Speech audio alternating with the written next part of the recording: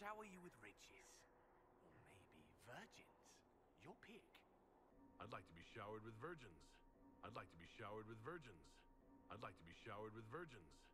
I should really stop offering virgins. Everyone always chooses them and I can never find any. Oh wait, there's one. I probably don't want him. No, you die. Virgins! What can be said about Dragon Age Inquisition that hasn't already been said? Other than that, of course. Inquisition was originally released November 2014, received great reviews on average upon original release, maintains an 89 out of 100 on Metacritic. This is being played on PS4. Also released on Xbox One, PS3, Xbox 360, and PC. It's got a pretty good character creator. You got 4 classes to choose from: human, elf, dwarf, and Hunari. After choosing your race, you get to choose your class. Warrior using sword and shield, warrior using large two-handed weapons, dual-wielding assassin type class, then archer or a mage, and then you can customize all those classes as you go along.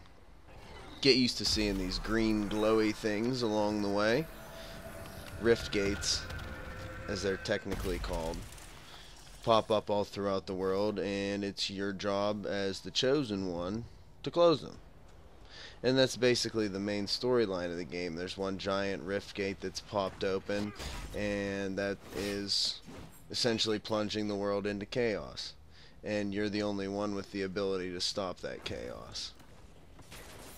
Now, while that main storyline's relatively simple, it's not groundbreaking by any means. It's the friends you make along the way. It's the interactions, and it's the relationships you build along that journey that make this game stand out from among most of its peers. That's the same kind of magic you'd expect from Bioware. It's one of the greatest companies in the industry today.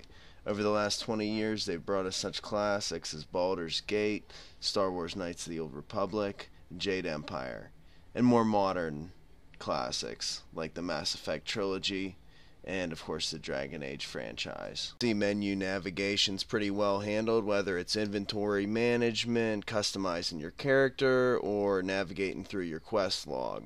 It's all separated into its own compartments and very well organized. Especially that quest log, because you're going to be traveling between a lot of different regions on this map, and all your quests are separated by region, which is great. Makes things a lot more convenient than they would have been had everything just been lumped into one quest log.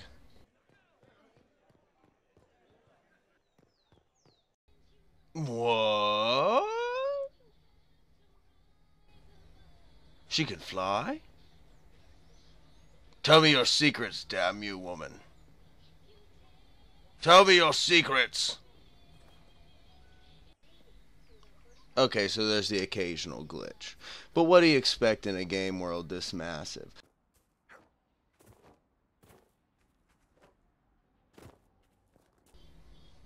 Couple different ways you can go about approaching combat. You can pause the action to assign commands directly to each of your party members before allowing the action to commence, and then proceed to pause things again and take a more tactical approach at battles.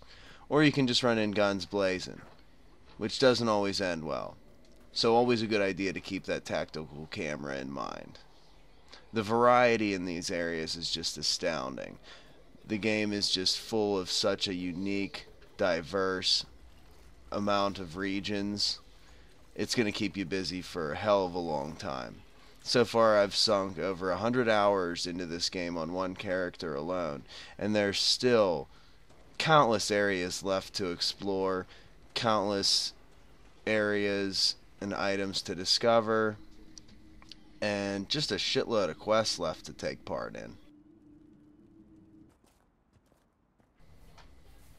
Now, with all these nice things going on, it's still not a perfect game, but very few games are. There's a few downsides aside from the occasional glitches that you've already seen. Quite a few NPCs can't be talked to, can't be interacted with at all. And that makes some areas just feel a little dry. and the side quests themselves, on average, are nothing to write home about, and they seem to run together. But that doesn't mean it's not worth it to go through them. The rewards at the end of these quest lines, most of the time, end up making the time put in worth it. And occasionally you will run into that side quest that has a memorable storyline to it. It all comes down to the exploration with this one to me. That's the standout point above all else. These areas are just massive and just full of activities to do and areas to explore and discover. And the graphics make these areas all that more enticing to explore. Everything is just so well done. Textures pop, lighting and shadowing effects are awesome. Everything's just very well done, very well polished, especially when you consider the size and the scope of the game. Easily one of the best looking, most impressive games on the PS4 thus far. This game is just phenomenal on all fronts, in spite of its few flaws. There's mysterious forests to explore, sprawling deserts, dry canyons, snowy mountaintops, plains, swampland. Just a huge, huge variety of unique and inviting areas to explore throughout the game. I'd recommend it to any fan of RPGs or fantasy themed games in general. It is just such a deep, engrossing, consuming experience. Once it catches you, it takes hold and it won't let go. This game is fantastic. So when it all comes down to it, you have a massive, epic experience here. You have great graphics, great gameplay, overall great storytelling. Very few things to complain about in this game, aside from the occasional glitch and some shallow NPC characters.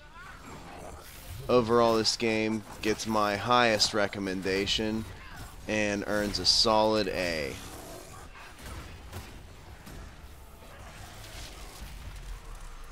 Do yourself a favor and pick this one up. You deserve it.